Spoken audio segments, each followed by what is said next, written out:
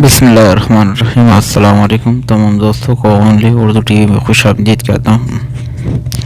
दोस्तों, सऊदी वज़ीर दाखिला ने कोरोना की बढ़ती हुई सूरत हाल को काबू पाने के लिए एहतियाती तदाबीर मज़ीद सख्त करने का फ़ैसला किया है।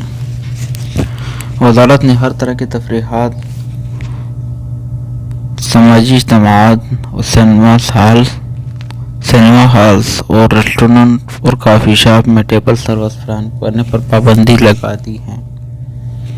सऊदी प्रेस एजेंसी के मुताबिक वज़ारत दाखिला ने कहा है कि मुल्क में कोरोना केस में इजाफे के बाद फैसला किया है शादी ब्याह और कंपनियों की तरफ से मुनक़िद होने वाली तकरीबात और इस ज़मन में की जाने वाली हर तरह के इज्तिमाआत जो शादी हाउस, होटलों और गेस्ट हाउस या किसी भी हाल में मुनक़िद किए जाते हैं, इन पर 30 दिन तक के लिए पाबंदी है।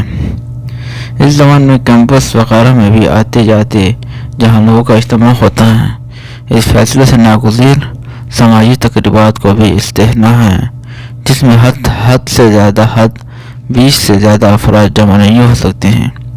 यह फैसला आइंदा 10 दिनों तक नाफिज होगा, जिसमें तवस्सी का इम्कान है।